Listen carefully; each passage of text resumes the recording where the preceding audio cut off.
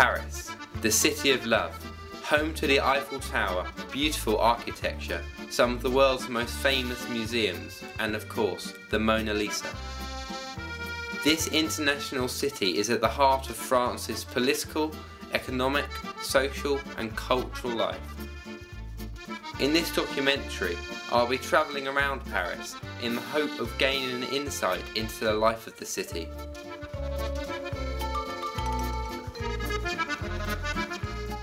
This is my journey.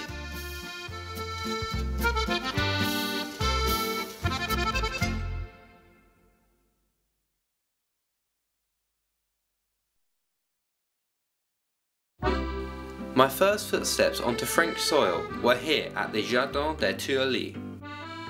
This beautiful park is located between the Louvre Museum and the Place de la Concorde and runs alongside the River Seine. You can always find artists sketching here, as this park was once considered the best kept in Europe and it contains many exquisite statues and pieces of abstract art. After making my way through the park, I discovered the Pont des Arts. As you can see, there are hundreds of padlocks fixed to the bridge itself. These are called love locks. This is a custom by which couples fix these locks onto the bridge to symbolise their everlasting love before throwing the key into the River Seine below.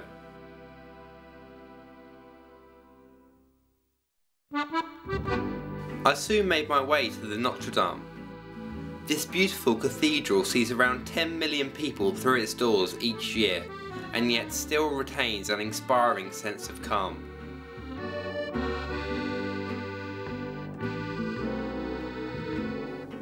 Intricate carvings decorate the arches of the west front.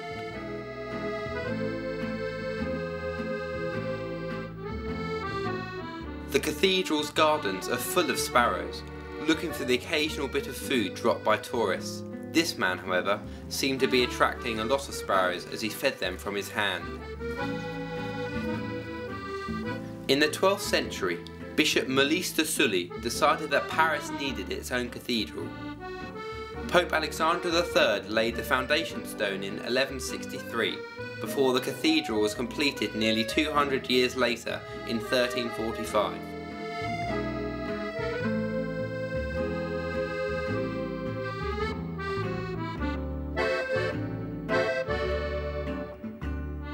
A spiritual atmosphere filled the inside of the Notre Dame as the service took place.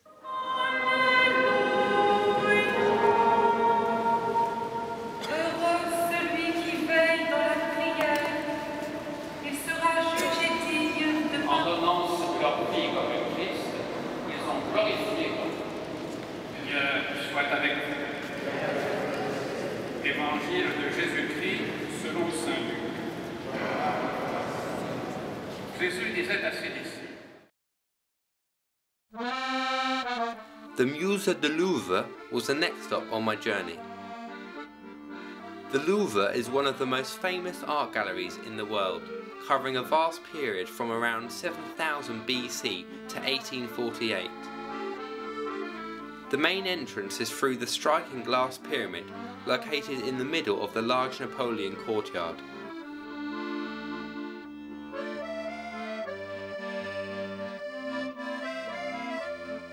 Inside the museum, there are around 35,000 works on display, including what is considered to be the most famous piece of artwork, the Mona Lisa. This painting by Leonardo da Vinci is surrounded by bulletproof glass and a constant crowd of admirers.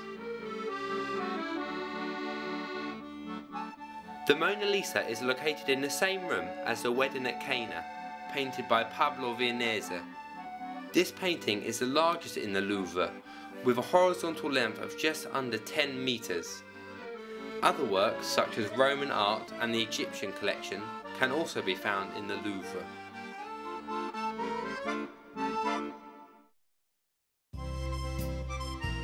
As the night drew ever closer, I embarked on a river cruise along the Seine.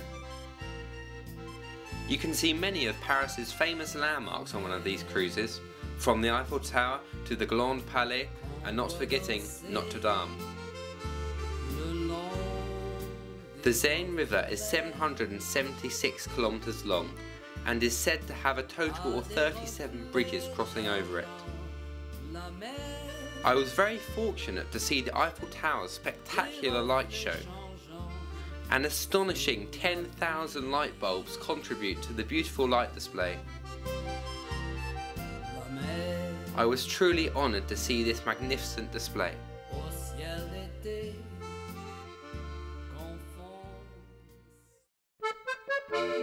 The busy lifestyle of Parisians is very evident when walking along the streets of Paris, where you are never too far from a mime.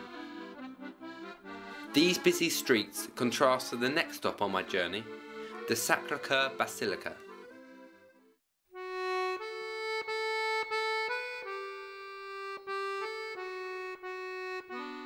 The Sacré-Cœur, meaning Sacred Heart, is one of Paris's most prominent landmarks as it sits at the top of Montmartre's hill. It is a Roman Catholic church dedicated to the Sacred Heart of Jesus. Its beautiful Eastern-inspired dome is the second highest point in Paris, and the views from the top stretch up to 50 kilometers. You are sure to find performers on the steps leading up to the church, like this talented harpist who played beautifully.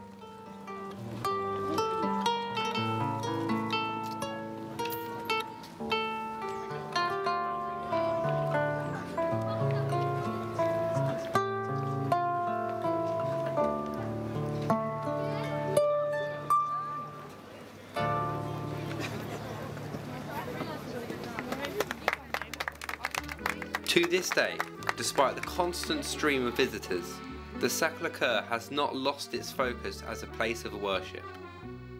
Unfortunately, no photography or filming was allowed in this truly beautiful building.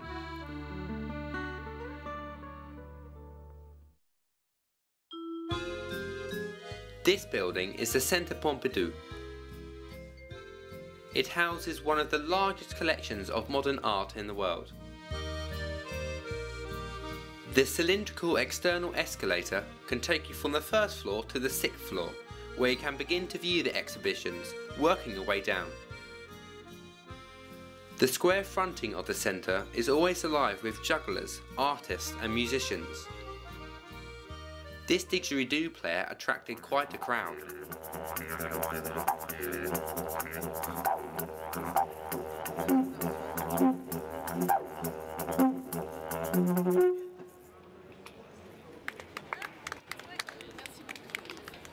There is a lot to see inside the Centre Pompidou, and you can always get a bite to eat in the cafe if you are feeling peckish.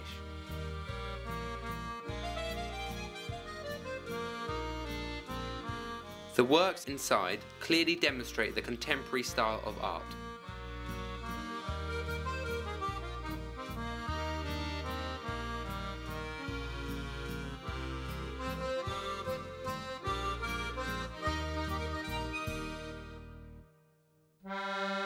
With my trip drawing to a close, I had only one place left to visit, the Eiffel Tower. Standing at an impressive 324 meters tall, the Eiffel Tower finds its way into many of the city's best views. Alexandre Gustave Eiffel was a French structural engineer, as well as an architect, an entrepreneur, and a specialist of metallic structures. He was the designer of the Eiffel Tower that was built from 1887 to 1889 for the Universal Exposition in Paris. The tower's ironwork weighs in at 10,000 tons and has 18,000 metal sections, as well as 2.5 million rivets. There are 3 levels in the tower. From level 2, at 120 meters high, you can get a good view of the River Seine, as well as the Sacré-Cœur. But to get the best views, you need to make your way up to the summit of the tower at a dizzying height of 280 meters. Once you reach the summit, the views are stunning, and on a clear day, you can see up to 75 kilometers away.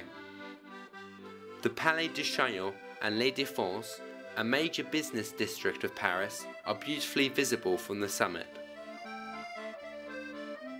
You can see the River Seine stretching out of Paris, and from this height, people and vehicles seem to resemble miniature figures. This was a view I certainly wouldn't forget. My time in Paris has finally come to an end. My insight into this city has left me with a new understanding of what made this place so great and the beauty that continues to draw people from far and wide. This has been my journey, but will it be yours?